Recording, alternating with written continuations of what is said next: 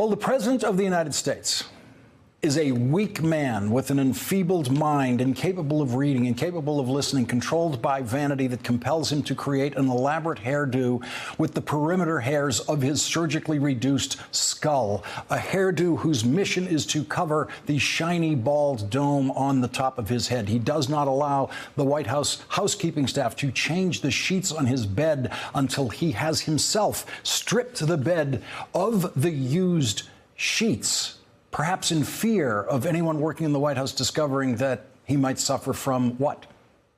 Incontinence? It is common for this president to be in bed eating hamburgers at 6:30 p.m., then calling people who he thinks are his friends and acquaintances to complain about his White House advisors, including his son-in-law, none of whom does the president think are as smart as he thinks he is himself. But in a briefing about the United States Constitution, the briefer had to give up by the time he got to the Fourth Amendment because Donald Trump's attention span was spent. Unfortunately for the president, it is the Fifth Amendment that has now become the most important part of the Constitution to many of his staff under investigation by a special prosecutor. Such is the picture of the President of the United States delivered in a new book today by Michael Wolff called Fire and Fury Inside the Trump White House. The president's reaction today to what Steve Bannon says about him in that book came down to this: he lost his mind.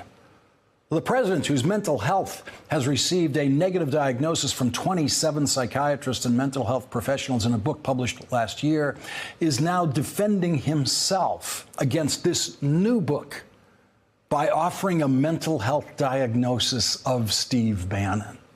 He lost his mind.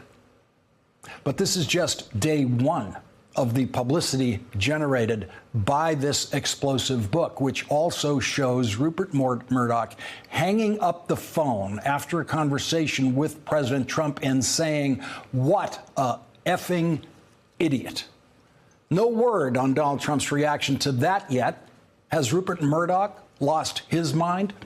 Has Ivanka Trump lost her mind? Is that why she is described in the book making fun of the way her father painstakingly arranges what's left of his hair to cover what she says is an enormous bald spot on the top of his head, made somewhat smaller by surgical scalp reduction? Is he going to say that his daughter has lost her mind by telling that story? If everyone in this book who says something negative about Donald Trump is out of his mind, then they are all out of their minds, all the president's men and all the president's women. The president's wife, who still has not held that press conference that the president promised during the campaign, in which she would explain the legal records of her immigration history, criticized the book today through a spokesperson, calling it trashy tabloid fiction because it reports that Melania Trump was distraught and in tears when Donald Trump won the Electoral College on election night, something no one in Trump world expected to happen and something no one in Trump world apparently wanted to happen very much, including Melania Trump.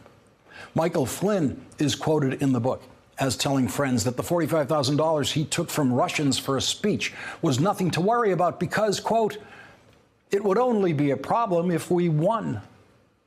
The book insists that everyone in Trump world on election day was planning the lives and the incomes they believed they would earn by coming in second. Donald Trump Jr. is quoted in the book as saying that when his father had realized he'd won the Electoral College, he looked as if he had seen a ghost.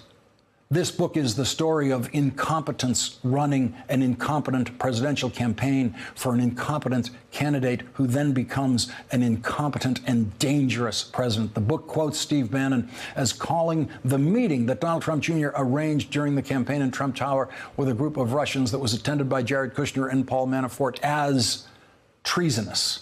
Bannon says they're going to crack Don Jr. like an egg on national TV. One of the sources for the book is Katie Walsh, who served as the White House Deputy Chief of Staff in the first couple of months of the Trump White House. Here's how Michael Wolff delivers Katie Walsh's view of the Commander-in-Chief. He didn't process information in any conventional sense. He didn't read.